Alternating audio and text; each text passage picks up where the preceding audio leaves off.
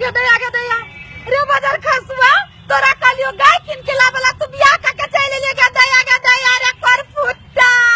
रखना का तो बियाह का लई ले रे करीब हम तो नहीं रह देबू एकरा हम चिते चलिया तू दोसर बियाह का लई ले कहता रे बाजार खसवा तोरा एक करती हमरा पर माया दरग न इतना माया नहीं लगलो रे कर फुट्टा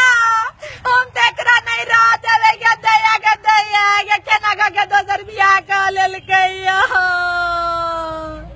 हाँ एहने सन बहुत रास कॉमेडी लके हम रीना यादव बीएन पटेल के संग अही के शहर दोहा कतार में आबि रहल छी धमाका मचावा 18 दिसंबर के और हमरा संग आबि रहल अछि डांस लके काजल ममता ज्योति सेहो विजन ग्रुप के साथ अही के दोहा कतार में अपने सब एते विश्वास राखू कि हम सब मैथिली भोजपुरी प्रोग्रामक संग एकदम धमाका मचावा आबि रहल छी अही के दोहा कतार में।